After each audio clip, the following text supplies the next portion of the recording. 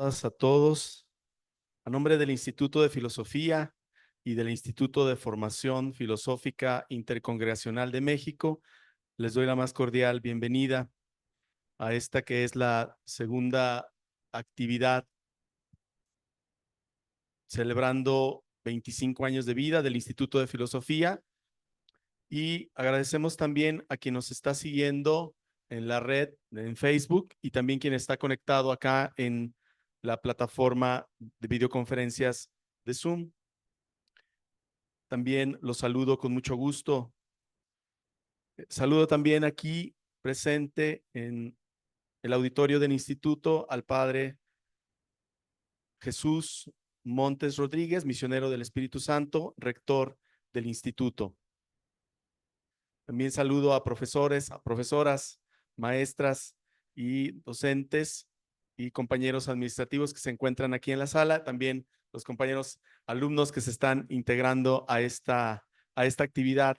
En esta ocasión, con la presentación del libro Dios, Vías e Itinerarios para una Reflexión Filosófica, del maestro Luis Armando Aguilar Sahagún.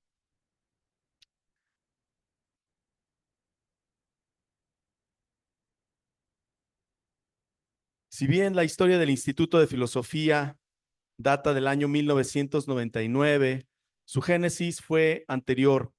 En la década de los 70, el Escolasticado de los Misioneros del Espíritu Santo cambia su sede a Guadalajara, Jalisco, fundándose el Instituto de Filosofía de los Misioneros del Espíritu Santo, que en su devenir acogió a un número creciente de estudiantes de otras congregaciones religiosas. En 1985, viendo la necesidad de formalizar y dar unidad a los estudios filosóficos, se comienza la reforma curricular que termina en el año de 1997. Posteriormente, considerando la importancia del reconocimiento civil para los estudios de filosofía, se llevan a cabo los procesos jurídicos que permiten su reconocimiento de validez oficial. La primera piedra angular de este proceso fue la creación de una asociación civil llamada Instituto de Filosofía en el año de 1999. Al siguiente año se obtiene por parte de la Secretaría de Educación Pública de México el reconocimiento de estudios de validez oficial, lo que conocemos como REVOE. A la par de este esfuerzo se establece nuestra institución hermana, el Instituto de Formación Teológica Intercongregacional de México, el IFTIM. Este esfuerzo conjunto decantó en la necesidad de un proyecto en el que varias congregaciones religiosas tomasen también participación en las decisiones del Instituto de Filosofía. De tal suerte que para 2003 y luego de la aprobación de la arquidiócesis, surge el Instituto de Formación Filosófica Intercongregacional de México, el IFIM. Esto trajo, entre otras cosas, que los misioneros del Espíritu Santo cedieran la propiedad del instituto a un colectivo conformado por 16 congregaciones religiosas, así como el cambio de sede. En ese mismo año, 2003, se da el primer ciclo lectivo con sede en la Universidad Marista, ubicada en Marcelino Champañat, acá en Zapopan, Jalisco. Hasta el año 2010, momento en que tras esfuerzos conjuntos, el Instituto de Filosofía inicia la construcción de sus propias instituciones en Camino Real a Colima, en Tlaquepaque, Jalisco. En el 2011, el 6 de noviembre, inician clases en esta sede. Y en el 2013 se comienza la modalidad de nuestra licenciatura a distancia tras haber obtenido un REVOE distinto, un nuevo REVOE, en el año 2012. Bien, pues después de esta muy breve y rápida recuperación histórica, a propósito de que estamos celebrando los 25 años de vida del Instituto de Filosofía y en el marco del Día Internacional de la Filosofía, también me permito leer lo siguiente. En el 2005, la UNESCO estableció que el tercer jueves del mes de noviembre fuese designado como el Día Internacional de la Filosofía. Al año siguiente se llevó a cabo la primera celebración de este importante día. Esta fecha se eligió así para conmemorar el tentativo nacimiento del filósofo Sócrates. Lo importante en todo caso de esta fecha, de esta celebración, es subrayar el valor duradero de la filosofía en el desarrollo del pensamiento humano para cada cultura y para cada individuo. Y al decir de la propia UNESCO, la filosofía puede estimular el diálogo entre las culturas y puede transformar las sociedades en medida en que esta disciplina despierta, y cito, el ejercicio del pensamiento, la confrontación razonada de opiniones. La filosofía ayuda a construir una sociedad más tolerante y respetuosa. De esta manera permite comprender y traer una respuesta a los grandes desafíos contemporáneos, creando las condiciones intelectuales para el cambio.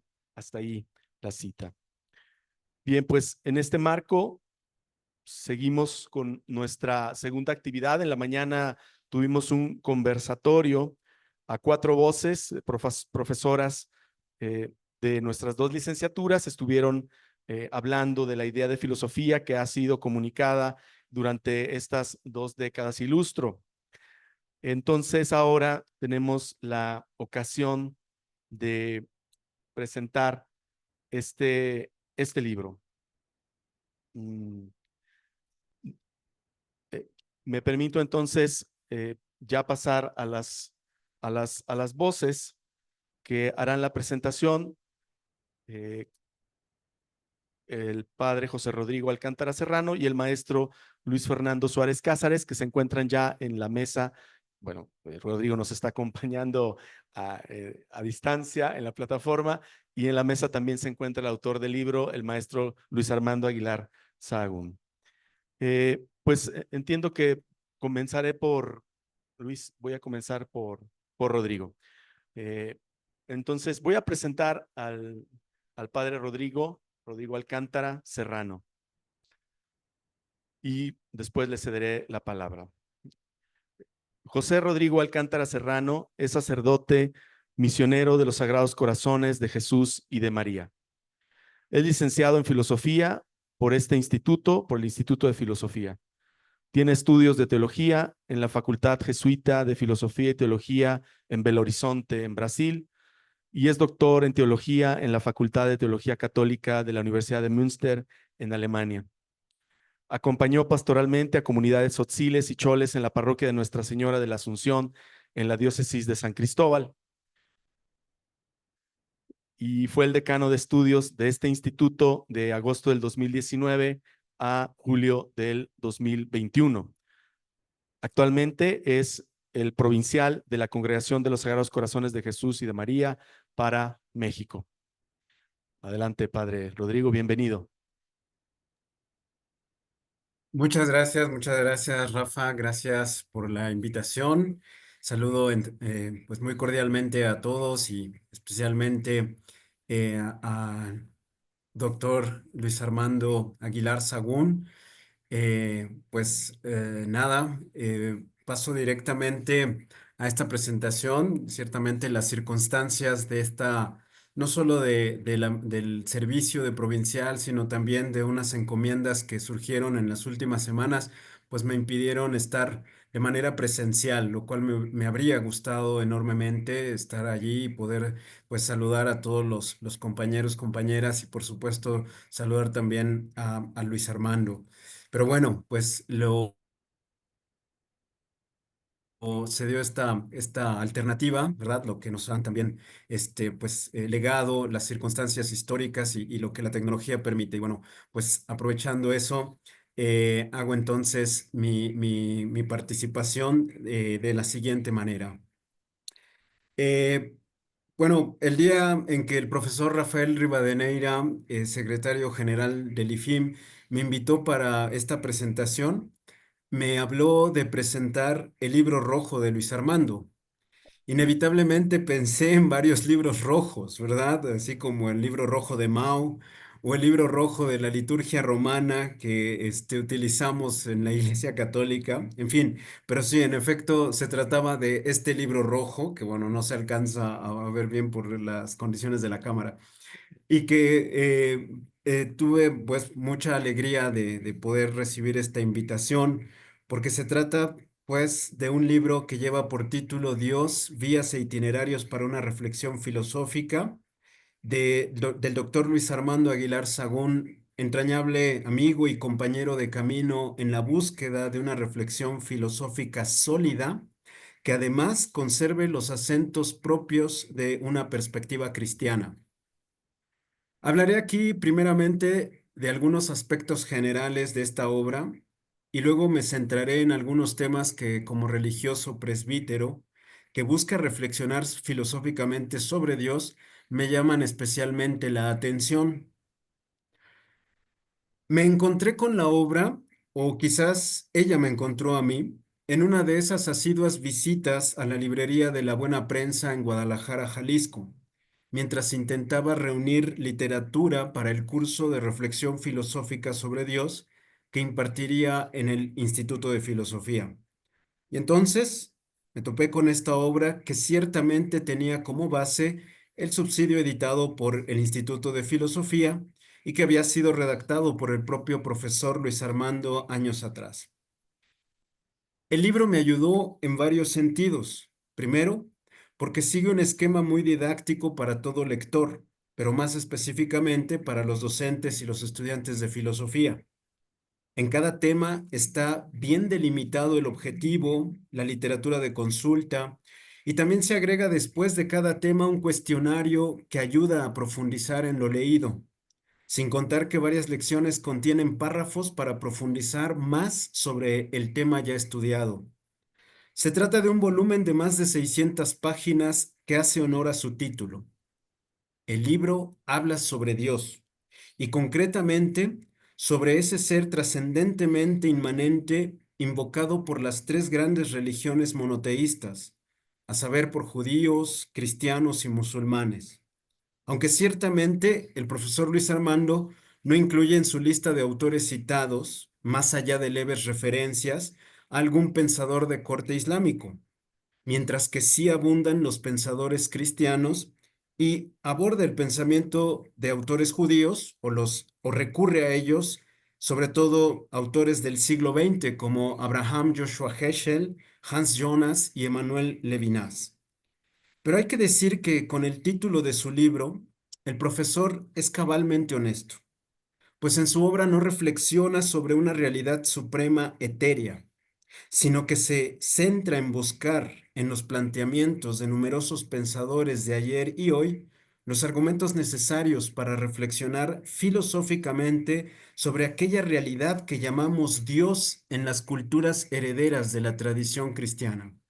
Es decir, no teoriza sobre fuerzas animistas u organizadoras del universo, no. Este libro reflexiona sobre Dios y más concretamente sobre el Dios judeocristiano. El libro abre sus páginas con unas palabras dedicatorias, abro comillas, a todos los que no creen en Dios, a quienes desean creer en Él y conocerlo, a quienes, creyendo en Él o no, santifican su nombre en la tierra. Cierro comillas. Y luego en la página siguiente cita al místico alemán del siglo XIII, el Meister Eckhart, que dice así: quien busca a Dios a través de vías, encontrará las vías y perderá a Dios, que está escondido en las vías. Cierre de cita. Así abre esta obra editada por Buena Prensa que salió a la luz en el año 2021. Al final de su libro cierra con un epílogo en el cual el doctor Aguilar Sagún recoge palabras del santo John Henry Newman, del escritor alemán Heinrich Böll, de un alumno del propio profesor Aguilar Sagún y finalmente del místico del siglo de oro español Juan de la Cruz. A lo largo de las 32 lecciones se tratan temas que profundizan en la búsqueda de Dios, en el lenguaje para hablar sobre Él, en los atributos que se le adjudican, pero también en la posibilidad del ateísmo. Se habla sobre el deseo del absoluto, del encuentro con Dios a partir de la experiencia humana del amor, del camino hacia Dios desde el rostro del otro, y concluye con el insoslayable abordaje post-Auschwitz, titulando a su último apartado, Después de Auschwitz, ¿un Dios impotente? Luis Armando constata desde el inicio de su obra que Dios es un problema para la filosofía y lo ha sido desde sus orígenes. Y lo cito, la filosofía se topa con Dios como palabra, concepto, idea,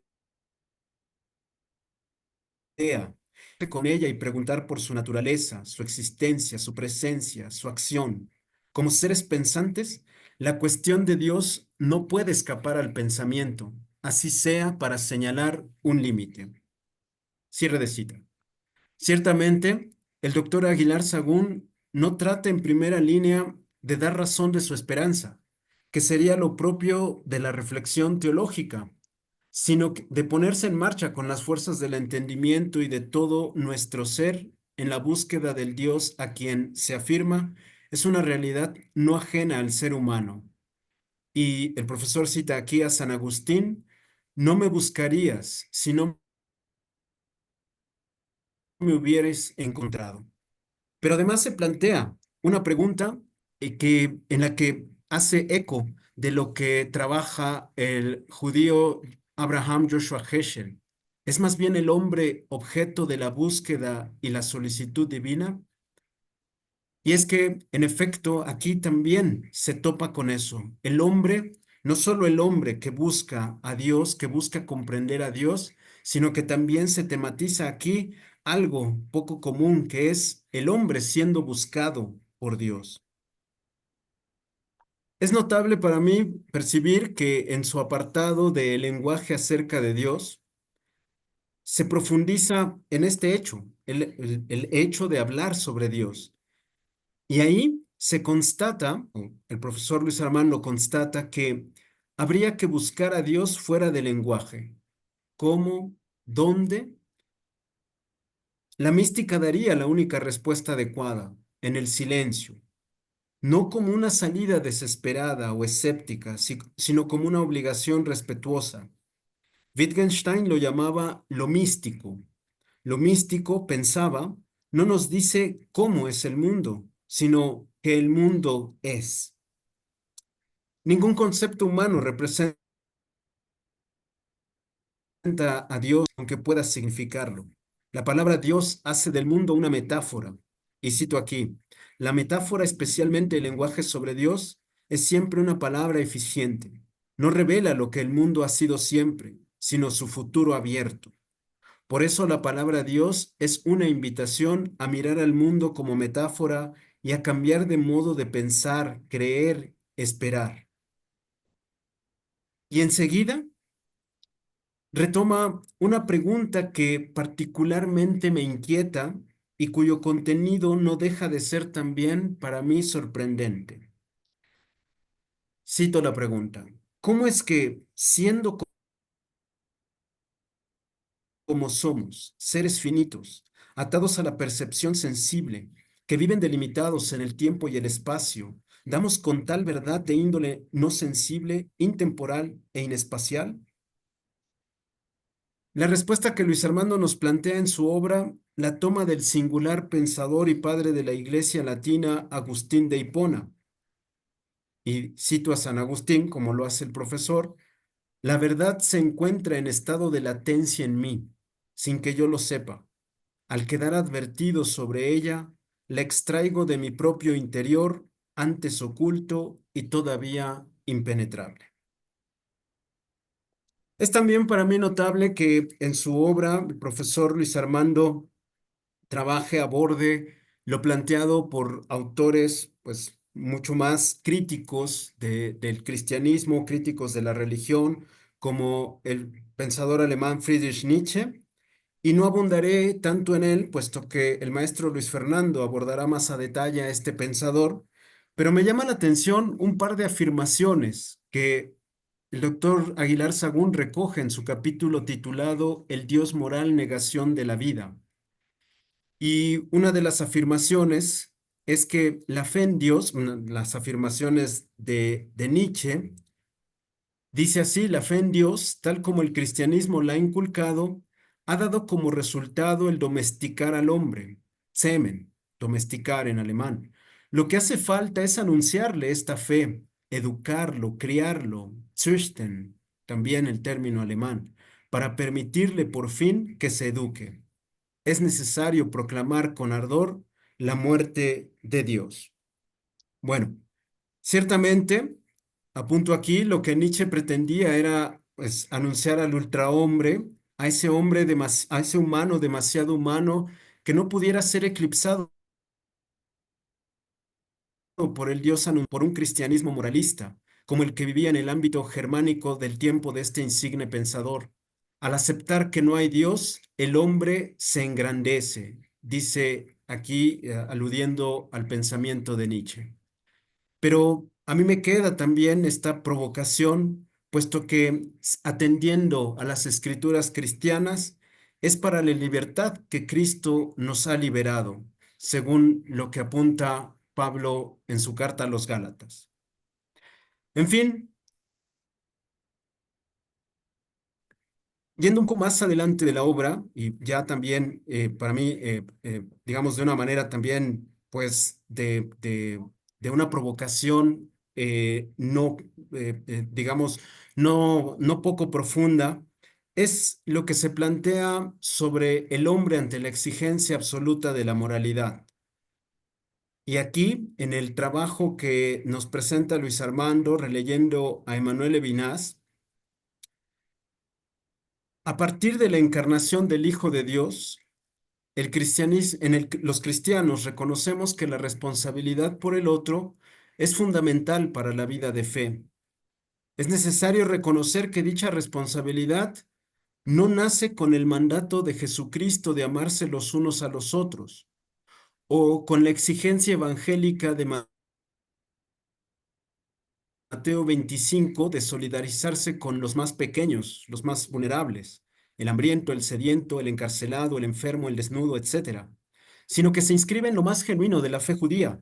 Por eso, la búsqueda de un sistema que sea originalmente una ética es lo que ocupó centralmente a Emmanuel Levinas, cuyo pensamiento se enraiza en la lectura de la Biblia. Y aquí también se citan las palabras del filósofo lituano. Todo pensamiento filosófico reposa sobre experiencias prefilosóficas, y la lectura de la Biblia ha pertenecido a mis experiencias fundantes. De ahí que ser responsable sea nuestra más apremiante tarea. La revelación del rostro del otro consiste en ordenarme que me haga responsable del otro hasta su redención. Lo humano comienza cuando soy capaz de cargar con esta responsabilidad. Logro desinteresarme del afán por preservar el propio ser y depongo la soberanía del yo. Comienzo a ser para el otro.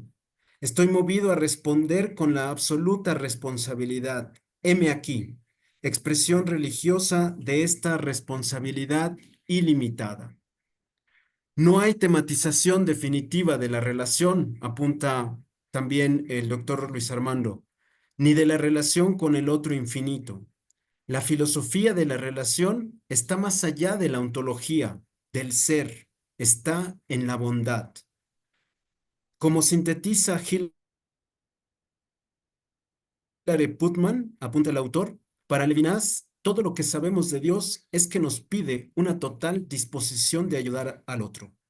Esto sin duda es contundente, pero algo que fue para mí una gran novedad e iluminador para mi propia reflexión y recepción de la filosofía del autor lituano es la agudeza con la que el profesor Luis Armando presenta las inconsistencias del pensamiento levinasiano, que no desarrollaré aquí, pero que invito a todos a leer. En Digo, los temas que siguen para mí fueron también pues vamos, de gran impacto. Por ejemplo, lo que trata en el apartado Dios y los males, pero quiero saltarme hasta Dios providente y Señor de la historia, puesto que me parece que eso en una lectura también actual e intentando también ser provocador en un pensamiento de mucho más, digamos, sí, filosófico de Dios se encuentra precisamente en este apartado de la acción de Dios en el mundo del hombre y en la historia.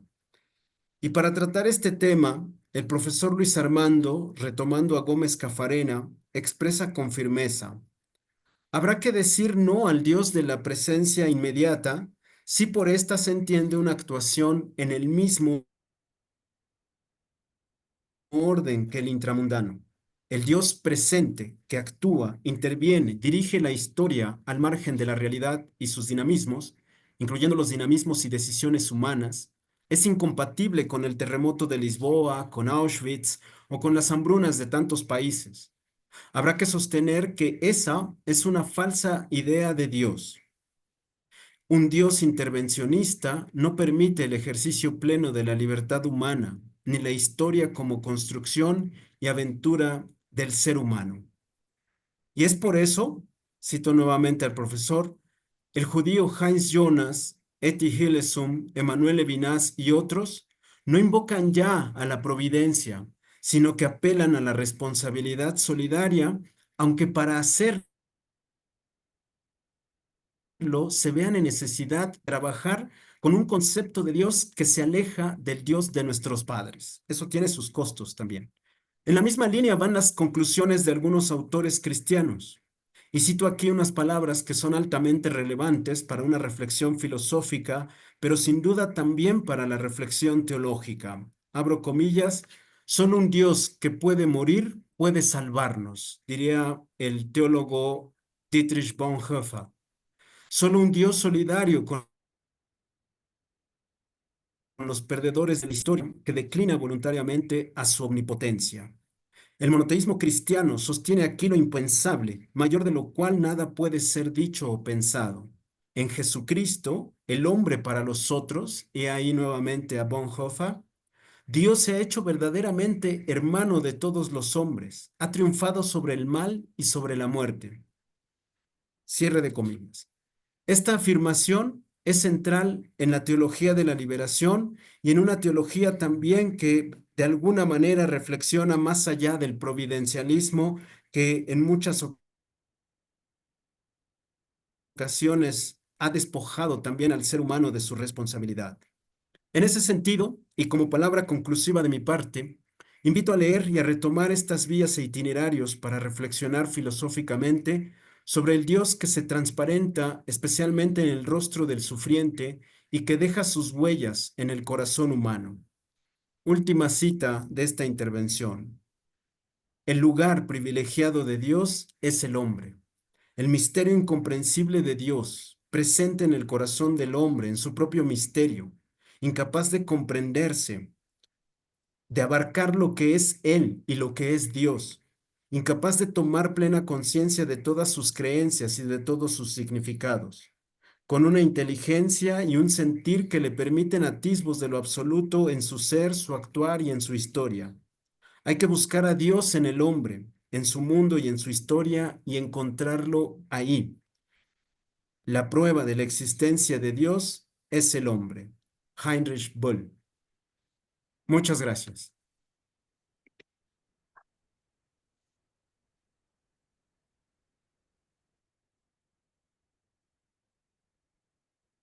Muchas gracias, Padre Rodrigo, tu presentación. eh, Te damos las gracias y entiendo que por ahí tendrás que salir pronto, así que bueno, lo anuncio para no, no faltar a la caridad de los presentes.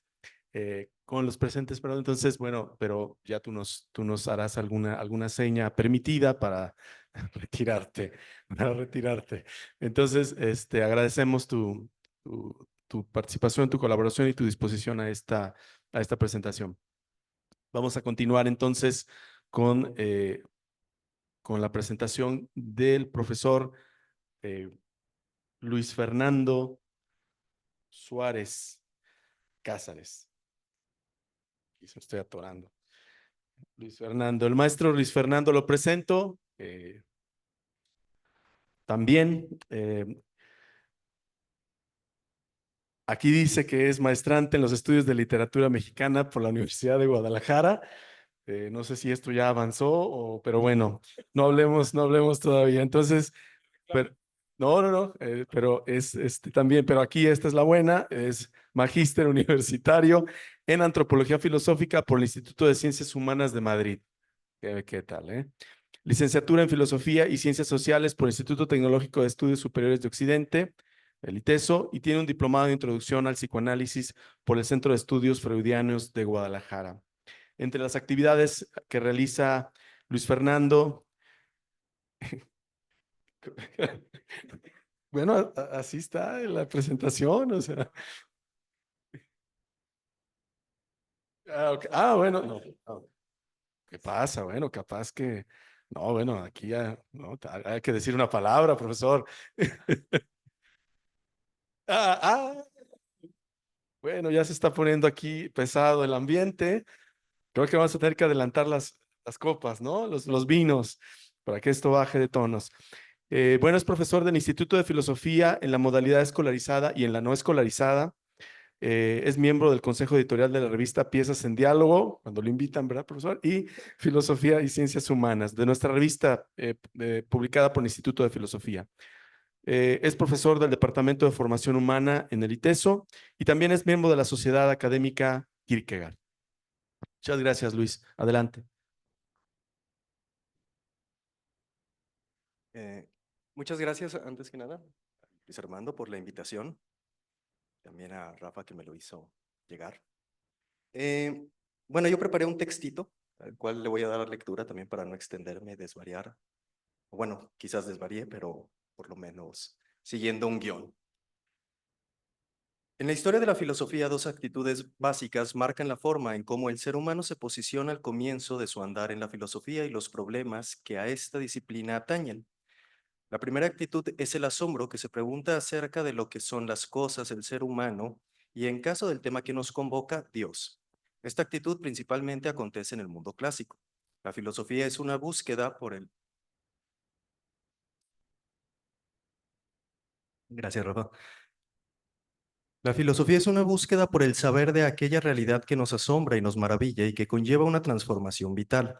El hombre, en este sentido, debe de abandonar su modo de estar naturalmente en el mundo para encontrar detrás de las cosas un sentido oculto a ellas.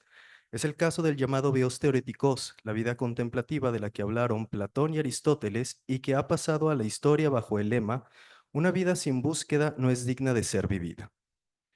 La segunda actitud es la de la duda, propia de los modernos y su exigencia metodológica, en la cual ya no se trata de abandonarse al asombro frente a la naturaleza, la realidad y la totalidad, sino, con cierto escepticismo, a la búsqueda de condiciones de posibilidad que permiten dar cuenta de la forma en cómo son posibles la naturaleza, el conocimiento y, de nuevo, en nuestro caso, Dios.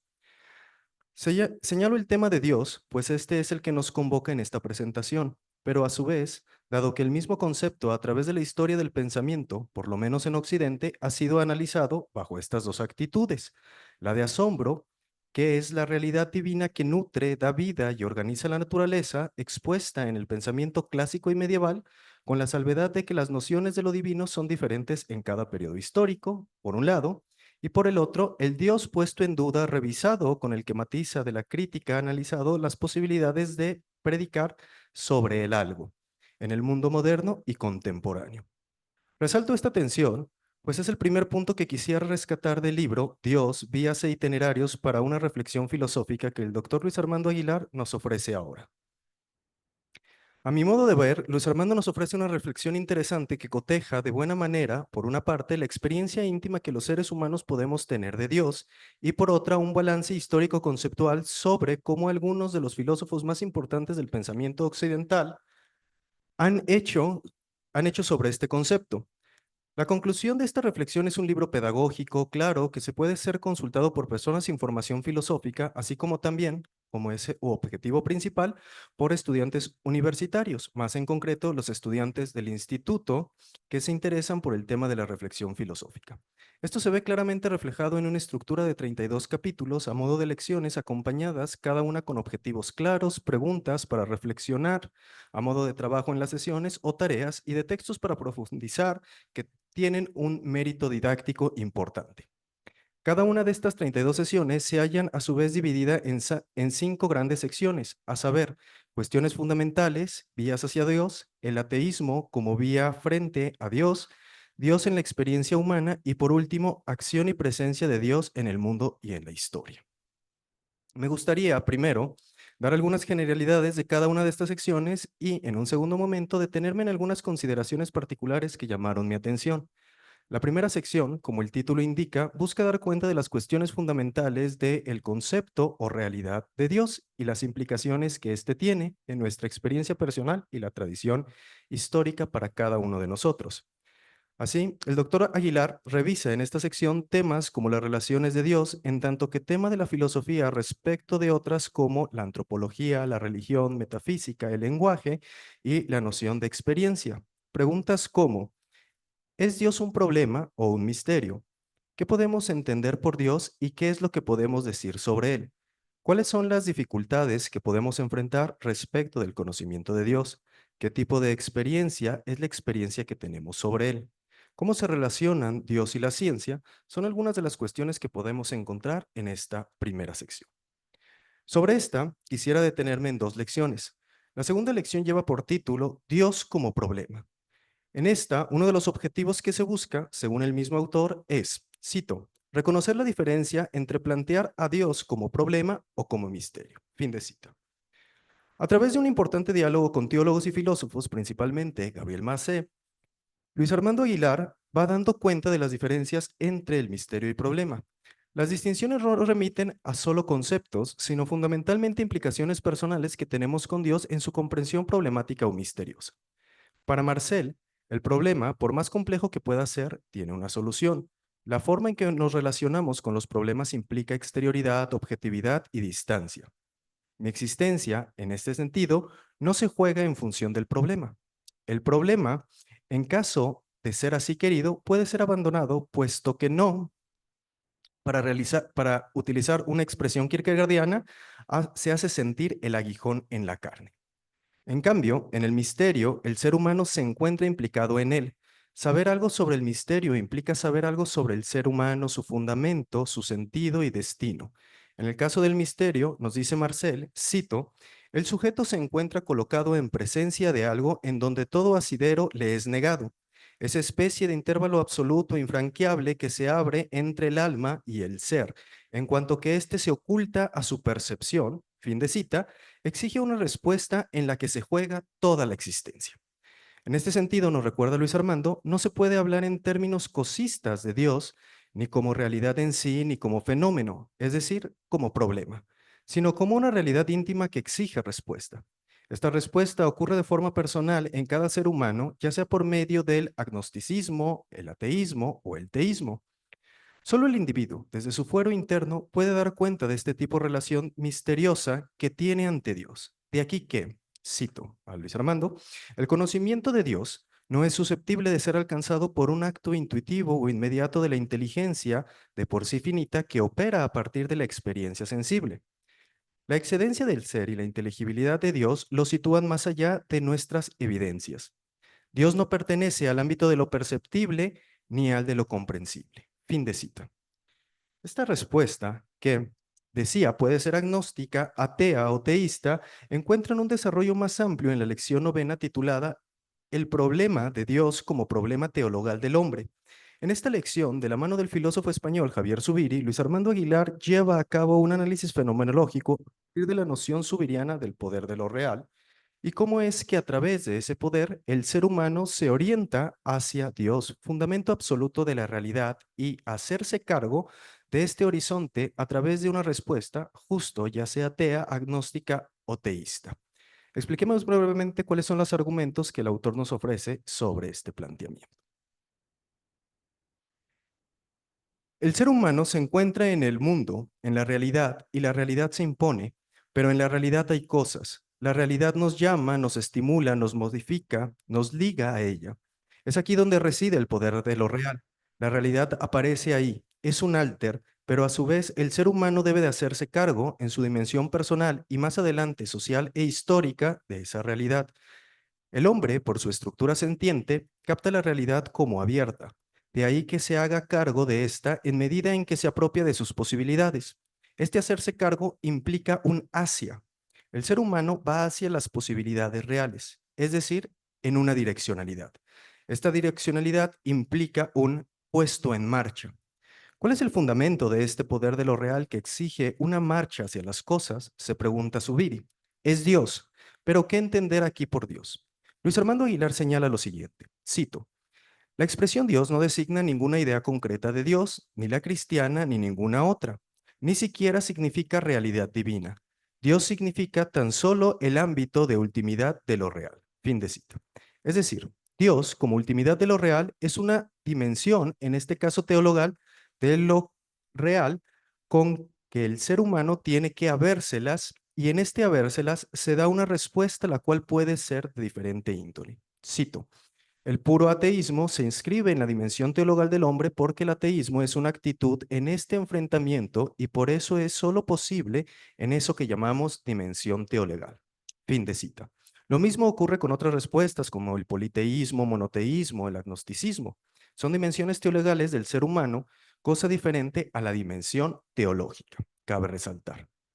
Esto quiere decir una respuesta humana frente a la ultimidad de lo real. El doctor Aguilar explica esquemáticamente de la siguiente manera, cito en extenso: el hombre no solo tiene realidad, sino que es realidad formalmente suya. Esto es lo que lo hace persona. El hombre no solo es real, sino que es su realidad. El hombre necesita de todo aquello con que vive, pero aquello que necesita es la realidad. El poder de lo real. Solo en ese poder y por medio de él es como el hombre puede realizarse como persona. Ese poder me domina, se apodera de mí y me mueve a realizarme como persona. Y a este apoderamiento es a lo que llamo religación. La religación es una dimensión constitutiva de la persona humana. Como persona, pues, el hombre está constitutivamente enfrentado con el poder de lo real, esto es, con la ultimidad de lo real. Al realizarse con las cosas, con los demás y consigo mismo, el hombre configura su forma de realidad forzado por el poder de lo real y apoyado en él. El poder de lo real no se identifica con las cosas, el hombre tiene que optar entre ellas. Optar no es solo elegir lo determinado de una acción, sino que es adoptar una forma de realidad en la que se ha elegido. La religación es así una marcha real intelectiva desde el poder de lo real hacia su intrínseco fundamento. En esto consiste el problema de Dios. La marcha hacia el fundamento del poder de lo real en las cosas no es unívoca, precisamente porque el poder de lo real es como vehiculado por las cosas reales. Pero lo está de un modo distinto según las rutas emprendidas. El ateísmo, el teísmo o incluso la gnosis misma son ya un acceso al fundamento, un contacto con él. Toda realización personal es, por tanto, una configuración optativa de la persona humana respecto del fundamento de lo real en ella. Fin de cita. Esta dimensión teologal, independiente de cada respuesta, tiene una plasmación en lo social e histórico. Es aquí donde se inscriben las diferentes rutas religiosas, como el politeísmo, el panteísmo, el monoteísmo. Estas son rutas por las que transita, desde el punto de vista histórico, la marcha hacia Dios. De momento dejemos aquí el análisis de esta lección y de la primera parte del libro para dar paso a la segunda, titulada Vías hacia Dios. En esta segunda parte, el doctor Aguilar revisa el pensamiento de diferentes autores: Agustín, Tomás de Aquino, René Descartes, Anselmo, Kant, Hegel y Anthony Flew, a través del diálogo entre fe y razón. Respecto a los argumentos y contraargumentos clásicos de Agustín, el argumento ontológico de Anselmo y Descartes, así como las objeciones planteadas por Kant y el posicionamiento tomista y hegeliano, no me detendré. Me centro en el pensamiento de Flew, por dos razones. Primero, porque este filósofo británico durante mucho tiempo fue un proclamado ateo, converso en 2004, y en segundo, por el diálogo actual entre filosofía analítica y ciencia que realiza para dar cuenta de la existencia de Dios. Anthony Flew es expuesto en la 16ª lección que lleva por título El cosmos como vía. En su libro, ¿Existe Dios?, Flew explica en un primer momento, cito, las razones las razones por las que abracé el ateísmo a la edad de 15 años, fin de cita. Estas razones más adelante, que dirá inadecuadas se basan en dos, cito, obsesiones juveniles, fin de cita, llamadas así por el autor, las cuales son, cito, primero, que el problema del mal constituía una refutación decisiva de la existencia de Dios infinitamente bueno y omnipotente, y segundo, que el recurso de la libertad del hombre no eximía al creador de su responsabilidad por los manifiestos efectos de la creación. Fin de cita. Anthony Flew abandonó su fe y decidió explicar el mundo desde una perspectiva únicamente científico-racional. Sin embargo, fue el contacto con la ciencia en la que encontró unas dimensiones que apuntan hacia la existencia de este. Particularmente, Flew reconoció que la evidencia científica sobre el origen del universo, el fino ajuste de las constantes cosmológicas y la complejidad del ADN apuntaban a la existencia de una inteligencia superior. O, en palabras de Luis Armando, Flew reconoció que, primero, cito, el hecho de que la naturaleza obedezca leyes. Segundo, la existencia de los seres vivos que surgieron de la materia, organizados inteligentemente y guiados por propósitos. Y tercero, el mismo hecho de la existencia de la naturaleza, el ser, fin de cita, son ya razones que apuntan hacia la existencia de Dios. Ahora bien, Anthony Flew no aceptó al Dios de ninguna religión revelada. Se inclinó hacia un concepto de Dios similar al de Aristóteles, una inteligencia creadora que no interviene directamente en el mundo, es decir, una existencia de Dios como un peregrinar de la razón y no de la fe. En palabras de este filósofo británico, cito, ha sido un ejercicio de lo que tradicionalmente es conocido como teología natural. Fin de cita. La importancia de Flew radica, según mi opinión, en intentar dar evidencias científicas de la existencia de Dios a través del estudio del cosmos. La obra del filósofo británico recibió, por cierto, críticas mixtas, particularmente por parte de los ateos que se sintieron traicionados y atacaron al filósofo, al cual acusaron de, me permito el mexicanismo, estar chocheando. Anthony Flew, por su parte, señaló que su nueva posición era resultado de seguir la evidencia científica y que el ateísmo no era una posición consecuente según los datos ofrecidos por la ciencia, que implicaba un Dios al modo de mente creadora. Pero, me pregunto, ¿es realmente el ateísmo una postura inconsecuente? En la tercera parte del libro, titulada como pregunta, ¿el ateísmo como vía alternativa frente a Dios? Luis Armando Aguilar se posiciona frente al ateísmo a través de las posturas de Feuerbach, Marx, Nietzsche y Heidegger. Esta parte, la más corta del texto, por cierto, es la que personalmente más disfruté, pero también me parece la que más problemas técnicos conlleva. Primero, porque la exposición no se lleva a cabo desde las citas directas de varios de los autores. Por ejemplo, en el caso de Marx y Feuerbach, las citas son indirectas y hacen referencia a obras de teólogos como Hans Kuhn y Walter Kaspers, principalmente, mientras que la exposición de Heidegger se hace desde la obra Carta al Humanismo, dejando de lado otros textos fundamentales para la comprensión de su visión del ser, como la solicitada Ser y Tiempo. Fuera de estas consideraciones metodológicas, quisiera centrarme brevemente en la lección dedicada a Friedrich Nietzsche. En su obra, Gaia Ciencia, el filósofo alemán anuncia la muerte de Dios. ¿Qué implica o qué sentido tiene esta muerte? Primero, para Nietzsche, la muerte de Dios significa la desaparición de la influencia de este y de la religión cristiana como eje central de la cultura y la moralidad y el pensamiento en Europa. Para Nietzsche, Dios opera como fundamento de un mundo ajeno a este, una metafísica que implica una serie de pautas, la llamada moral del no, que produce una castración y resentimiento frente a la vida, lo cual provoca, entre otras cosas, la decadencia del ser humano. Nietzsche cree que esta decadencia ha comenzado con Sócrates y luego fue llevada a las masas por el cristianismo, al cual denuncia de platonismo del pueblo. Dios, para Nietzsche, era una guía, una brújula moral que daba sentido a la existencia humana, de modo que la muerte de Dios implica un nihilismo en el cual ya nada tiene sentido. Sin embargo, el pensador alemán propone, con la figura del ultrahombre, permitiéndome la traducción de Jorge Manzano, una nueva moral, la dionisíaca, que afirme la vida. Como bien señala Luis Armando, el rechazo de Nietzsche hacia Dios es, cito, el rechazo de una moral que se opone a la vida en nombre de Dios. Fin de cita.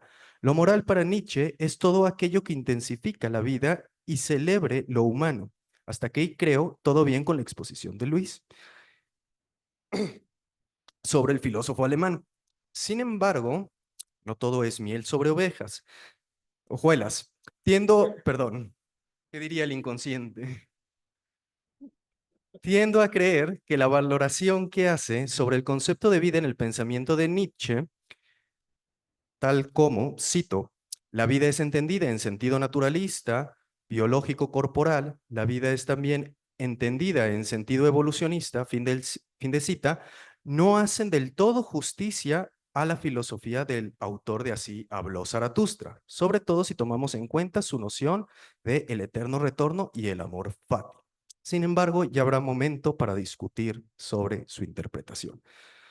Las últimas dos partes del libro del doctor Aguilar lleva por título El Dios en la experiencia humana y Acción y presencia de Dios en el mundo y en la historia. Por motivos de tiempo, no me voy a extender en estas y solo anuncio algunas de las preguntas que se pueden encontrar en las lecciones que corresponden a estas secciones.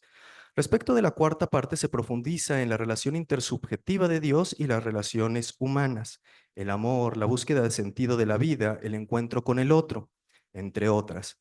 En la última parte del texto, nuestro autor reflexiona en torno a Dios y el mal. De suma importancia es la lección dedicada al caso del holocausto nazi bajo la pregunta, ¿un Dios impotente? Para cerrar mi participación, solamente quisiera hacer una valoración general del texto Dios, vías e itinerarios para una reflexión filosófica de Luis Armando. Aunque en algunos momentos existe una saturación de citas, las cuales, tengo la impresión, tienen el sentido de acompañar las preguntas de reflexión que se discuten en clase o se llevarán de tarea, me parece que puede resultar pesado para aquel lector que no está, entrecomillado, tomando el curso. Sin embargo, el libro resulta ser ameno, de ágil lectura y sobre todo tiene el acierto de presentar una reflexión que posiciona al lector frente a las tesis principales, tanto clásicas como modernas, de la filosofía de la religión judeocristiana. Y hablo aquí de religión judeocristiana porque a mi modo de ver el texto se ciñe a presentar los principales debates y autores de esta tradición, como si el tema de Dios y lo absoluto fueran propios y exclusiva de esto. ¿Acaso solo se puede pensar filosóficamente con y en contra del Dios judeocristiano? Lanzo la pregunta al aire. Gracias.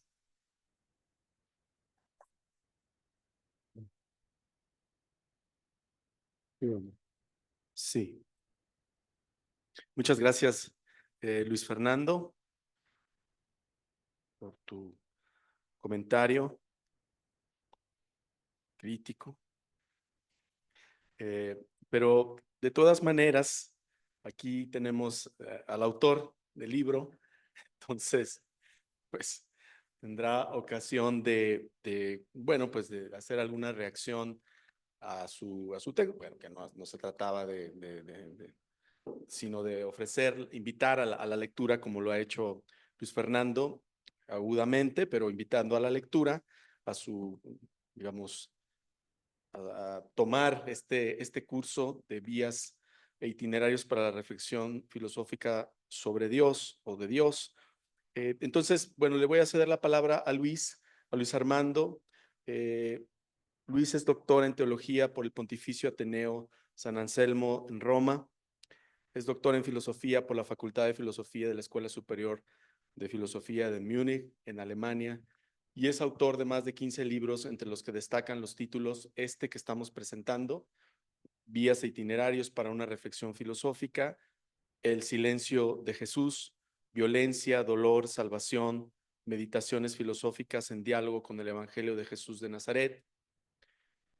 También Palabra y silencio fundantes. Otra publicación es La visión cosmológica de Stephen Hawking, esta publicación por la Universidad de Guadalajara. Otra publicación es El creador del universo, y así. Bueno, otros libros realizados en coautoría: Cristo Jesús, Conocerlo, Amarlo, Seguirlo. Ética profesional, la parte fundamental, ambas publicaciones por Amiesic,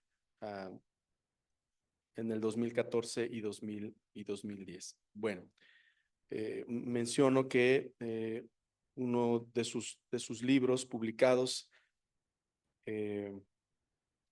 uno que se llama Educación, Derechos de la Infancia y Derecho al Desarrollo, allá por el 2008, uno de sus capítulos, el capítulo número 2 de este libro, concursó en un ensayo ganador que convocaba y se llamaba El derecho al desarrollo educativo de la infancia como factor fundamental de una sociedad justa, y esto, la organización Save the Children en Suecia. Bueno, pues Luis tuvo ese premio, ¿verdad?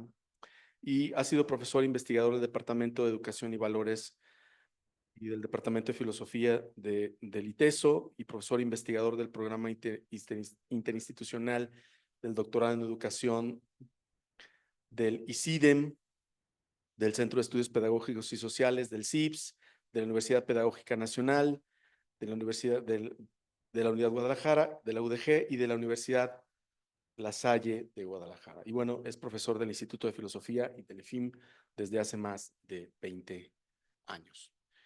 Pues Luis, tienes ahí la palabra. Adelante. Pues muy buenas noches a todos, a todas, bienvenidos.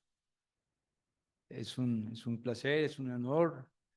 Maestro Rodrigo ya se nos fue, pero también para él y a las hermanas y a quienes están, Maestro José Luis Lara, etcétera, los exalumnos que veo aquí, que me da mucho gusto reencontrar.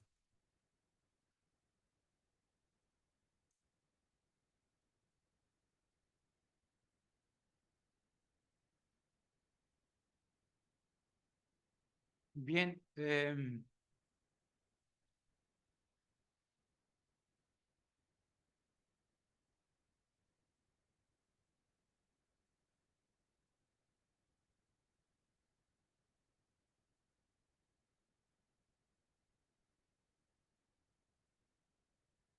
pues las referencias, las presentaciones tienen algo de abrumador, ¿no? Porque hacen repasar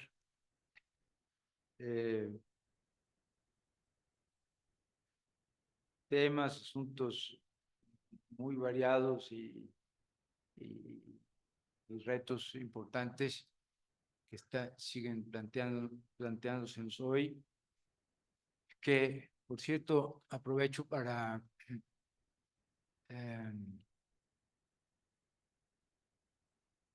la mención que se ha hecho, que yo no sabía, de que se conmemora a Sócrates simbólicamente, ¿no? Hoy, su nacimiento, me ha recordado el texto de algún estudioso de Sócrates, no sé si es un autor ruso o algo de apellido Blastos, algo así, algo así. Y este hombre, alguna vez me topé con un texto suyo sobre Sócrates y la guerra de Vietnam, y me impactó mucho, porque no recuerdo bien qué decía, ¿no? Pero me impactó que un estudioso de tan alto nivel, digamos, aprovechara para pensar en su momento, ¿no? El texto está escrito en ese contexto y decir, ¿qué diría Sócrates, no? ¿Qué diría Sócrates ante la guerra de Vietnam, no? Y yo creo que aquí hay un reto, ¿qué diría Sócrates ante la guerra de Ucrania, ante la guerra o lo que llaman guerra que ocurre en Gaza, ¿no? O en el sur de Sudán, en fin, o sea, ¿qué diría? O sea, yo creo que son retos que quienes estamos aquí podemos tomarnos en serio, ¿verdad? Para celebrar haciendo algo. Bueno, voy a leer un texto que preparé. No sé si todo valga la pena, algunas partes, pero no abusar de su tiempo tampoco. Y para tratar de pues reaccionar un poco a los comentarios que han hecho y preguntas muy interesantes de los compañeros. Por supuesto que, bueno, me siento muy honrado con el instituto, con pues con los compañeros que han tenido a bien tomarse el trabajo de leer y pues con buena voluntad presentar este texto. El libro tiene por naturaleza subsidiar, es decir, servir de apoyo, no sustituir ni el esfuerzo del estudio personal, ni de acudir a las fuentes, ni mucho menos de pensar por cuenta propia, que es de lo que más falta tenemos.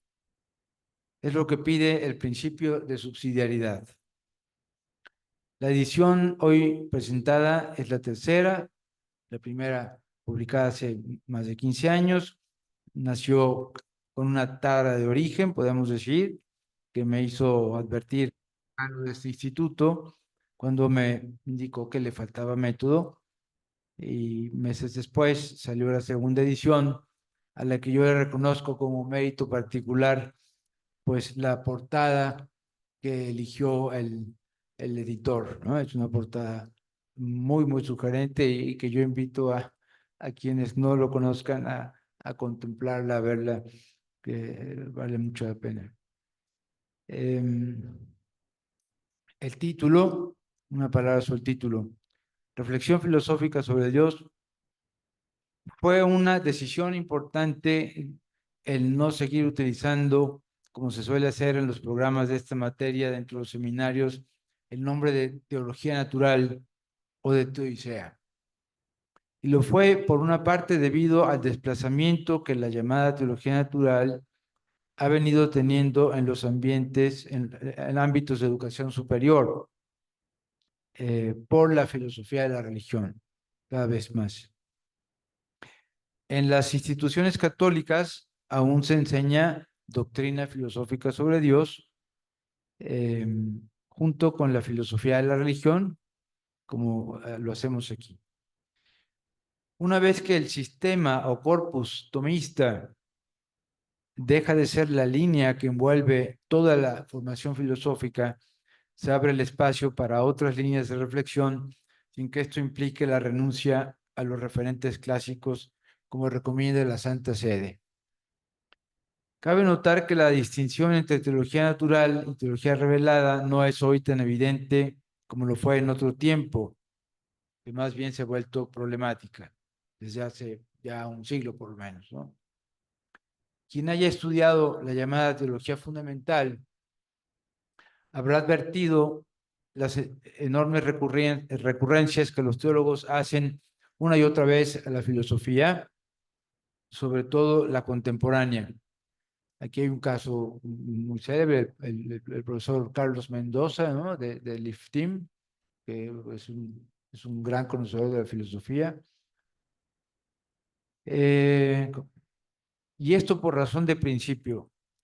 La distinción entre lo puramente natural, es decir, una supuesta naturaleza pura, o una racionalidad dada al hombre en cuanto criatura, y lo sobrenatural o revelado, ha sido objeto de reflexión detenida por parte de eminentes filósofos y teólogos, llegando a advertir que para el pensamiento cristiano la diferenciación entre revelación natural y sobrenatural tiene sentido al interior de la misma fe revelada.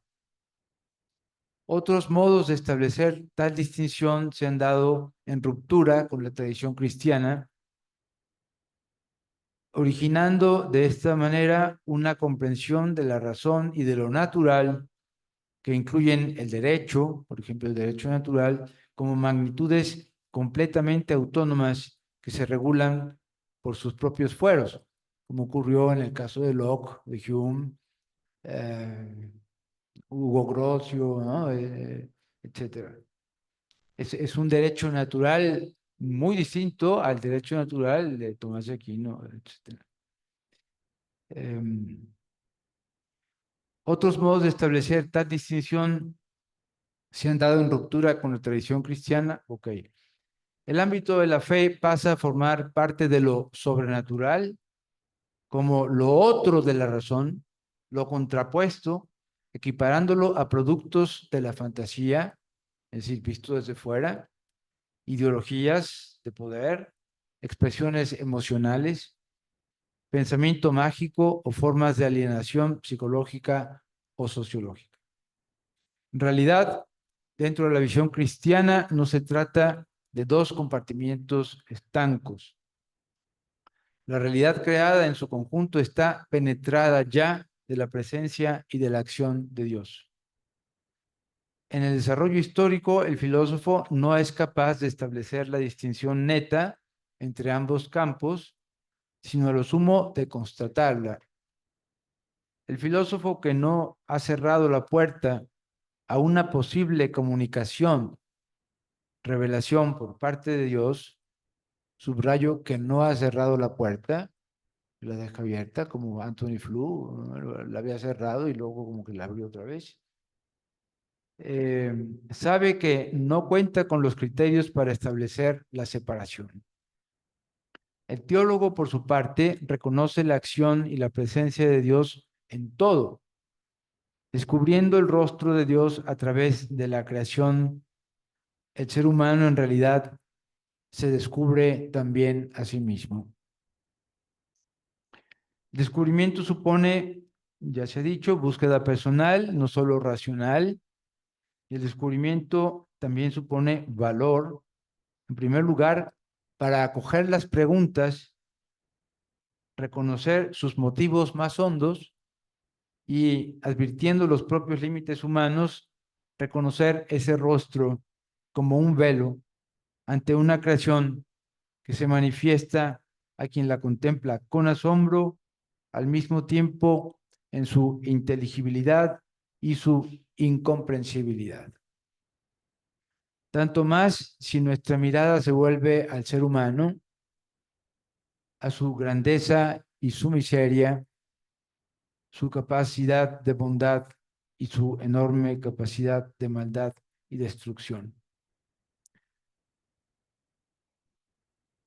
La filosofía de la religión, por su parte, ha buscado plantear la cuestión de Dios al interior de la pregunta acerca de lo religioso, y con ello ha dado lugar a la ubicación de la pregunta por Dios en el contexto propio en el que ha nacido. Pero ha dejado de lado un conjunto de hechos y de experiencias humanas que en un primer momento no parecen ser el terreno en el que se plantea la pregunta por Dios y que sin embargo abren, creo yo, a la pregunta por Él, como son la belleza, la exigencia y la capacidad de hacer el bien, el sentido de la vida, el amor, la sexualidad, etcétera, incluso la acción política. La teodicea se hacía cargo desde Leibniz, por su propia naturaleza, de justificar la existencia de un Dios bueno frente al conjunto de los males, que es, como se le ha llamado, la piedra del ateísmo. En este contexto, hay un conjunto de exigencias por parte de la Santa Sede que piden atender a unos contenidos específicos en relación con esta materia en todo centro de formación filosófica para candidatos a la vía religiosa. Así, a la hora de elaborar la segunda edición, fue necesario atender a estas exigencias. Los estudiantes que han pasado por este instituto, sus preguntas y necesidades son el ámbito vital en que ha nacido el texto. El trabajo no pretende gran originalidad, es un esfuerzo por poner orden, método y orientación a un conjunto de preguntas acerca de Dios de manera sugerente y a un conjunto de materiales y reflexiones cuyo único hilo conductor es la pregunta por Dios. Muchos de los materiales que el libro que utilizo son como un tapiz en el que he podido aprovechar trabajos de autores muy eminentes a quienes pues aprovecho para rendir homenaje, como el profesor Gerd Hefner, Karl Rahner, Javier Zubiri, particularmente Javier Gómez Cafarena, con entero reconocimiento y gratitud. Bueno, sobre el tema, diré unas pocas cosas. Dirigirse a Dios es acto primero, es acto primario. Hablar o reflexionar sobre lo que pensamos que Él sea es secundario, acto segundo. Es el paso de la invocación a la locución o la reflexión, de la segunda persona a la tercera persona, del tú al él. Creo que nunca se insistirá bastante sobre este orden de actos y operaciones y sobre la necesidad de vincularlos de forma existencial. Creo que el ejemplo más claro, más nítido de esto que se me viene a la mente es San Anselmo, ¿no? Que ofrece su vía, su prueba de Dios en medio de la invocación, ¿no? Y no por eso deja de pretender tener valor probatorio, ¿no? Quien escribió la contraportada de este libro escribe estas palabras: Dios, incontenible y continente, puede ser también contenido, puede ser la conclusión de reflexiones perfectamente articuladas por parte de distintas disciplinas que hacen de él el objeto de estudio. Esto dice el autor de esa contraportada, que no sé quién fue, pero así lo pone, ¿no?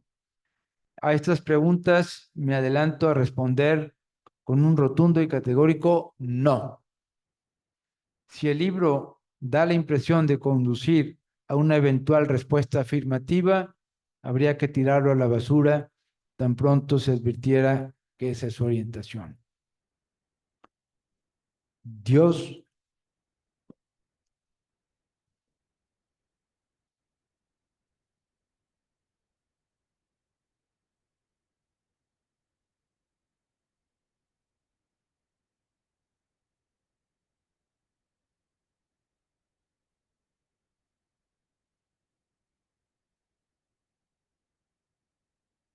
Dios incontenible y continente.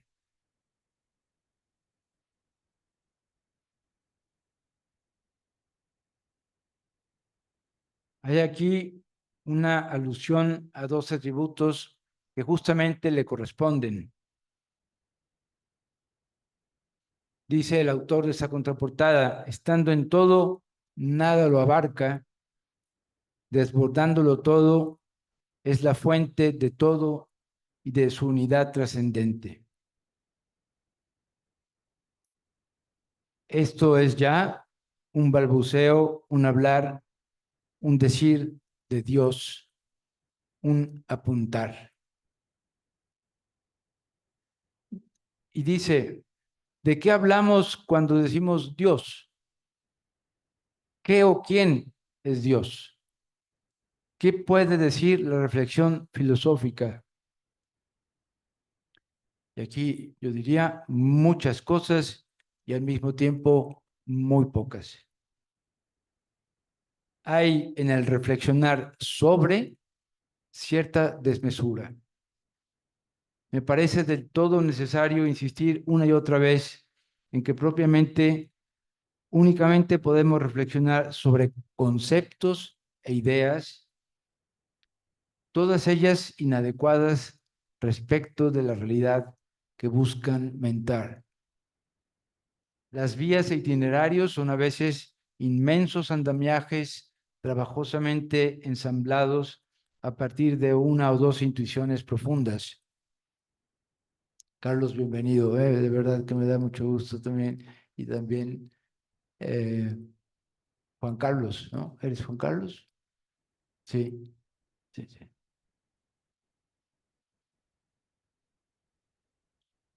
Es necesario, creo, como aconseja el maestro Eckhart, no perderse en las vías ni cercar la verdad del misterio de Dios con agudas alambradas conceptuales.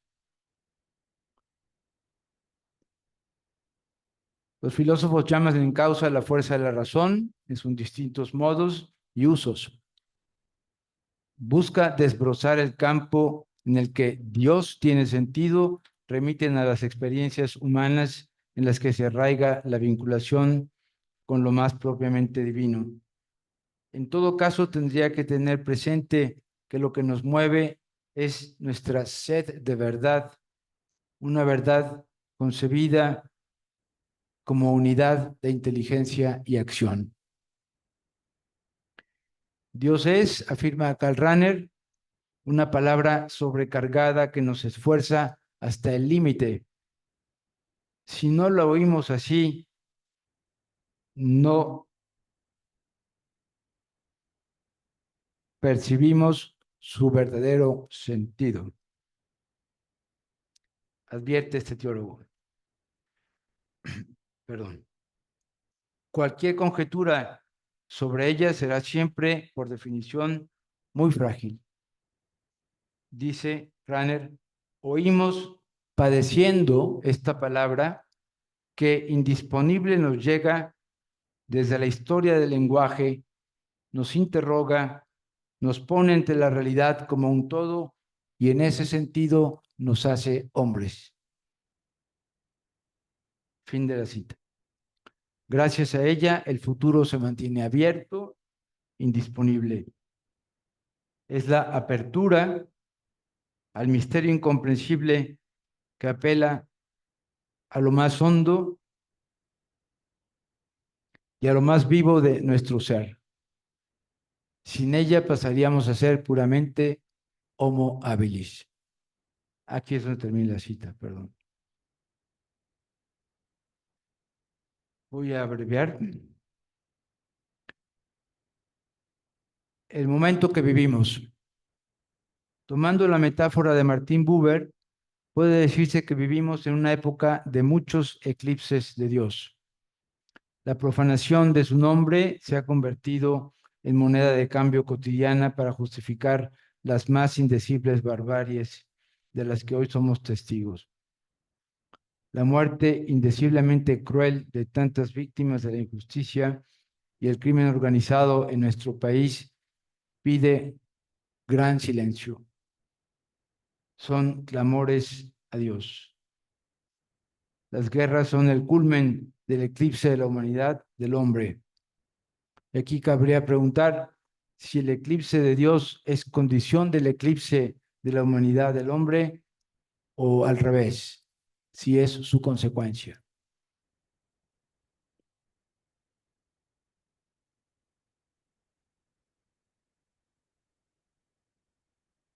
Solo vale la pena ocuparse de Dios si de Él hemos de recibir la salvación, el sentido, la alegría, la fuerza, la razón más honda para poder creer en nuestra dignidad y en que la justicia todavía es posible. Dios, podemos decir, es la condición de posibilidad de la fraternidad. Podemos esperar, como dice Dostoyevsky, que nuestra libertad pueda asumir el mal y transformarlo en bien.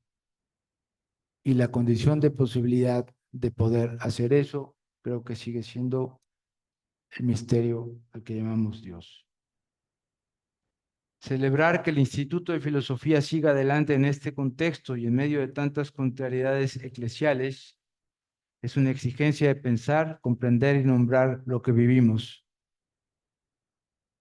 Eventualmente de denunciarlo, dándole a la vida religiosa la intención profética con la que ha nacido.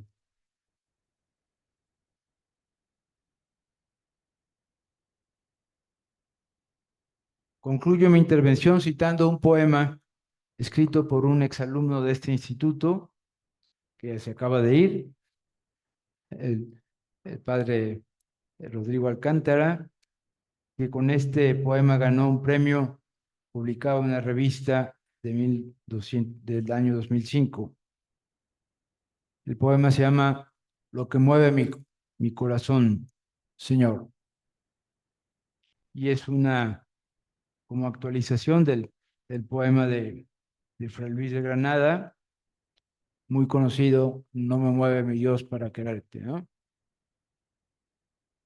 Dice, no es solo la sonrisa de un niño pobre, cansado ya de estar en la miseria, que nos convida a todos a vivir con él, la esperanza de un mundo sin fronteras. Muéveme también el clamor de paz, clamor ensordecedor, no escuchado.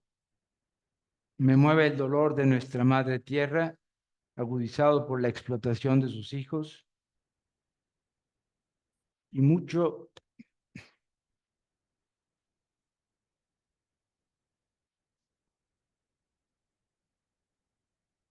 me mueve tu reino tan esperado,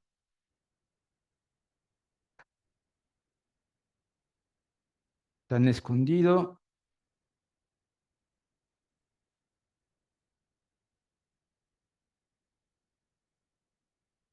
tan pequeño y tan temido.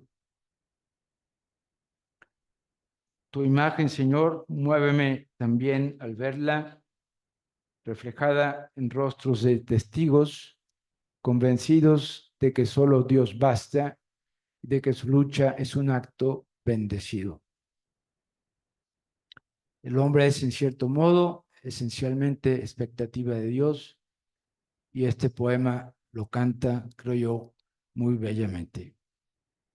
Pues muchas gracias.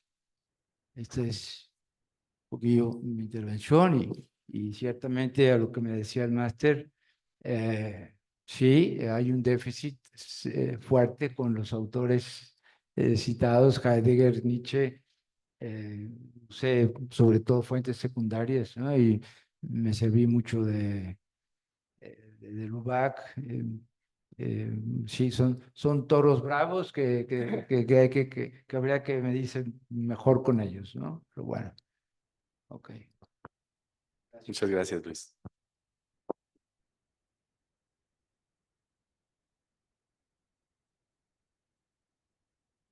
Bien, pues como decía que el padre, estamos sobre el tiempo, eh, pero tenemos unos breves momentos. Si alguien quisiera hacer alguna reacción a la presentación, pues algún comentario también, ¿verdad? Pregunta, desde luego.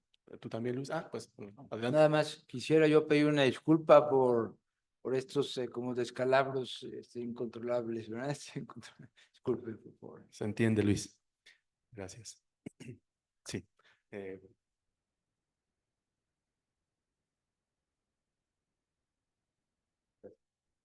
Muchas gracias. Pues bueno, simplemente agregar un comentario a la presentación de este libro que pues he tenido la oportunidad de empezar a conocer, porque no digo que ya lo leí. A veces no leo las lecturas completas que nos dejas, pero bueno, poderme acercar a este itinerario, sobre todo desde la materia de filosofía de la religión, que es la que nos estás dando actualmente, pues me ha parecido pues un libro muy adecuado, yo creo, para acercarse a una comprensión, pues si bien a lo mejor de momento puede ser así medio difícil, ¿verdad? Pero creo que lo que pones en estos libros y en las lecciones que hemos visto en clase, en este libro y las lecciones que hemos visto, como que tocan elementos muy puntuales y que para mí como estudiante, pues es lo que se me queda, ¿verdad? O sea, esto, sobre todo al final de las lecciones, eh, viene como muy concretizado y las preguntas que quedan para la reflexión. Me parece también que esta obra, me gustaba mucho oír lo que nos decías en clase cuando leíamos algo sobre Nietzsche, el loco que ahí estábamos viendo. Y la pregunta que hacías era, ¿qué sabor? ¿Qué sabor te deja esto, verdad? Entonces para mí fue como un descolocamiento, porque normalmente es qué piensas, y bueno, el hecho de tratar de ponerle una palabra de gusto, de sabor, pues para mí como que descolocó, ¿verdad? La reflexión que veníamos haciendo, porque toca algo más profundo, me parece. Y creo que las reflexiones o lo que podido leer un poco de tu libro, también va por allí, ¿verdad? Va dejando cierto sabor sobre este tema que, como bien dices, pues no se trata de conceptualizar a Dios con una rigidez, sino de mostrar caminos, vías e itinerarios que nos ayuden a profundizar, pues para mí, como religioso, este misterio que le da sentido al que hoy esté de pie. Bueno, que incluso esté estudiando en este instituto, ¿no? Muchas gracias. Gracias, Lalo.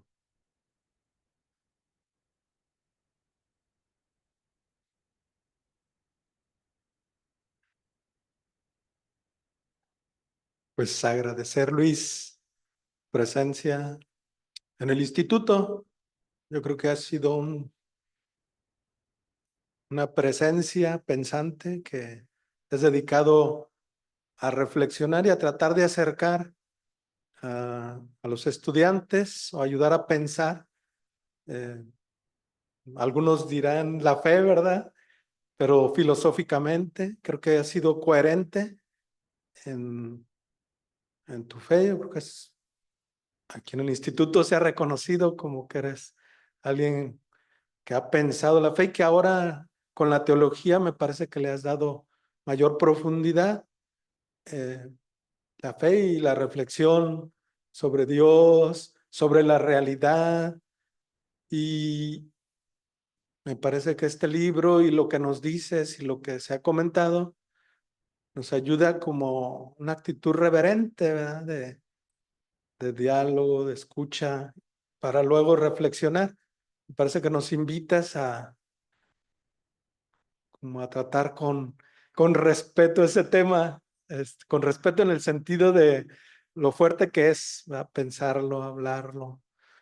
Pues yo te agradezco tu presencia en el instituto, tu testimonio y además tu sencillez y humildad para pues, situarte en el instituto, ¿verdad? Y tratar de acercarnos tu pensamiento con sencillez. Muchas gracias.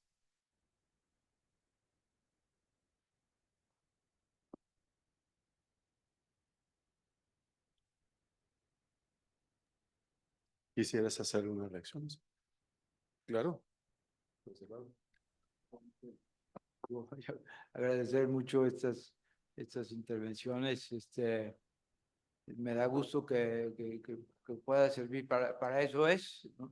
Entonces, bueno que sirva para eso, ¿no? Pues uno se siente alojado aquí, acogido, y pues eso no puede uno acabar de agradecerlo. Muchas gracias. De aquí a uno, ¿no?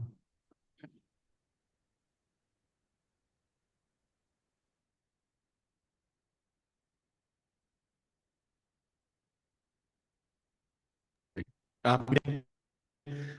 Nos está solicitando también la palabra allá, José Luis Lara. Adelante, José Luis, con mucho gusto, te escuchamos. Bueno, pues primero, felicitar al instituto por estos años de vida como institución.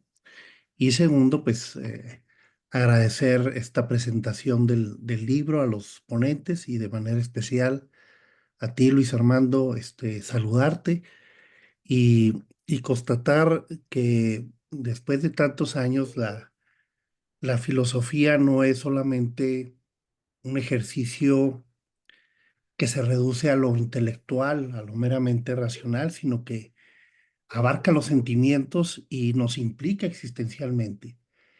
Y aunque me da la impresión de que es un texto para las clases o para favorecer un programa, pues la pregunta te implica existencialmente, ¿sí?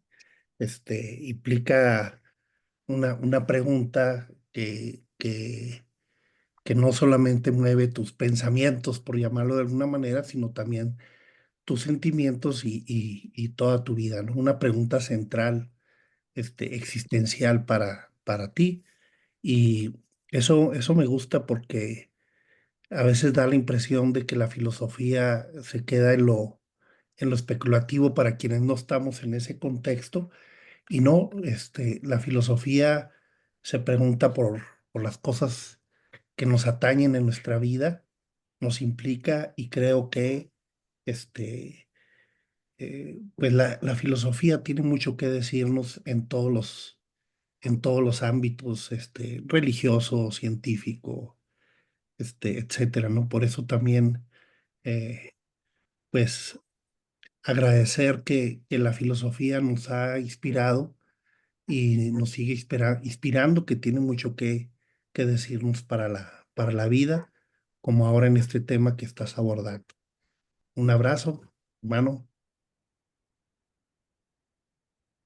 Muchas gracias, doctor José Luis. Lara, pues no sé si haya también más personas que quieran hacer algún comentario. Eh, mm, Héctor, tienes ahí el micro si gustas enviarlos. Cristina Cabrera, Pero- pidiendo la palabra también. Adelante, bueno, no tenía yo aquí la manita, pero sí, Cristi, adelante. Muchas gracias, buenas noches. Maestro Luis Armando, quería compartirle lo que se está ahorita transmitiendo por las redes. Entonces, bueno, primero que todo, pues se manifiesta el deseo de tener el libro y preguntan cuál sería la manera para poderlo adquirir. Tenemos también aquí a Ramón Alfredo Díaz Batún, saludando y agradeciendo. A César Delgado, dice, excelente ponencia, gracias.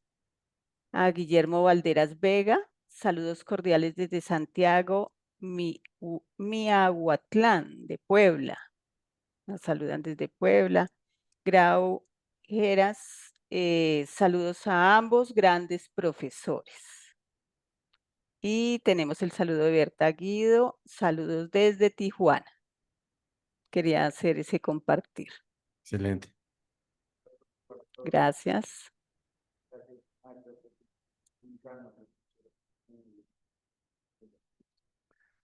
Bueno, y José Luis que está en Chihuahua, ¿no? Bien, pues, ¿qué más?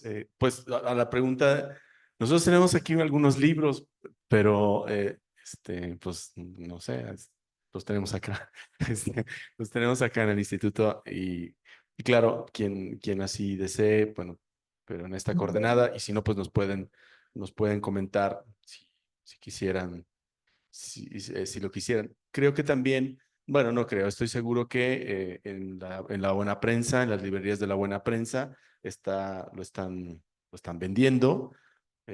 Pues aquí hay una, y no sé si en la Ciudad de México también otra, ¿no, Luis? Hay buena prensa también allá. Esta edición, pues lo voy a decir con toda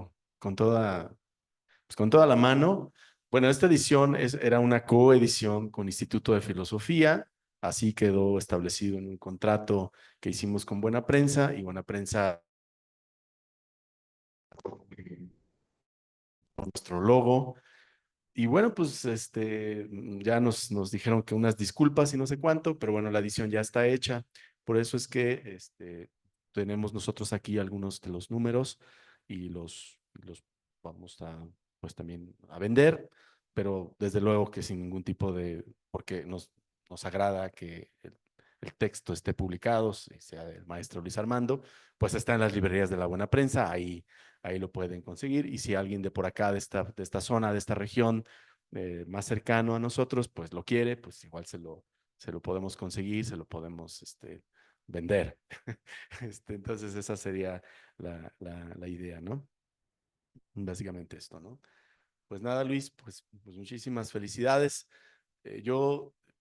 Pues yo he usado el otro, yo he usado las primeras ediciones, por eso ya cuando vi esto así tan armado y tan, como dicen, el libro rojo, pues entonces ya, ya me dio más miedo decir algo más, pero el otro, el texto que usualmente es pues más delgado, el manual, el subsidio, como lo has presentado, pues sí, evidentemente es un texto eh, yo digo, es un texto que puede ser difícil, pero por la implicación de lo que estás diciendo, ¿no? Porque para quien necesitamos comunicar alguna idea de estas, pues siempre le va a uno, ¿no? Le va a uno lo que está diciendo, no es nada más como, bueno, pues ahí, por allá está aquello, ¿no? Sino que algo le va implicando a uno y eso va haciendo a veces difícil la comunicación porque uno dice, tiene que quedar claras las cosas, ¿no? Pero las cosas no quedan tan claras cuando está uno implicado. En ese sentido, me llamó la atención que también hablaras de la portada. No sé si pudieras comentar esto de la portada, porque evidentemente sí, la portada del otro texto es una portada muy singular y tiene una remisión muy bonita. Pues no sé si quisieras comentar algo más, digo que nos descifres el símbolo, que bueno, pues sería cosa de que cada quien, pero igual si tú nos adelantas alguna cuestión de esa portada, un poco aquí desquitándome de buena prensa.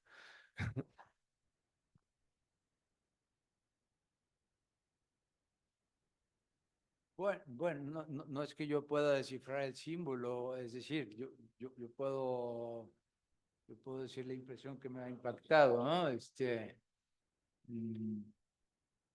O sea, es una imagen muy sugerente, es un personaje que está como brincando, medio brincando, medio flotando sobre una superficie llena de palabras, ¿no? No me acuerdo si todas son en inglés o hay alguna, pero hay una frase en inglés que dice just for a moment, ¿verdad? Solo por un momento, o sea, como que sugiere, pues, esta es un poco mi impresión, que el que eligió esta portada sugiere que Dios tiene que ver con algo así, con aquello que vivimos en momentos privilegiados, ¿verdad? O sea, y que allí captamos, atisbamos esto que, pues, que las vías quieren apuntar, ¿no? Pero por eso digo, pues, ¿no? Muchas gracias, Luis. Bueno, pues entonces vamos a ir cerrando para pasar a nuestras siguientes actividades. Ya aquí se nos vino la noche, pero bueno, pero la noche es joven, así que vamos a agradecer a quienes nos acompañaron a distancia, a Leti, bueno, ya me he saludado también a José Luis, también está, bueno, ahí dice Saúl Lorenzo Cortés, le saludamos, mucho gusto también, y agradecemos que nos hayan acompañado. Vamos a continuar acá con algunas actividades que pues ya no las vamos a transmitir todas, ¿verdad? Ya nos vamos a parecer muy promiscuos, así que vamos a dejarlo hasta aquí. Entonces, bueno, pues agradecemos y nos vemos en el 5 de febrero del próximo año. Vamos a tener 2 conversatorios más sobre la enseñanza de la filosofía en la virtualidad, ¿no? Y dos mesas más que tendremos. Ya les haremos llegar los programas respectivos. Acá en el instituto vamos a hacer una simbólica, por eso mi pregunta, una simbólica siembra de un árbol conmemorativo de los 25 años y posteriormente pues vamos a tener acá el café filosófico, pero ya aquí está encima todo, pero todavía tenemos que celebrar y departir con los libros, como suele pasar, debe suceder, ¿no? Con un vinito y algunos bocaditos. Así que espere el café un poco y mientras que empiece a calentarse y el pan también estará horneándose en este momento. Agradecemos y nos despedimos. Buenas noches por allá y bueno, muchas gracias, profesor Héctor León, que estuvo en los controles esta noche. Buenas noches a todos.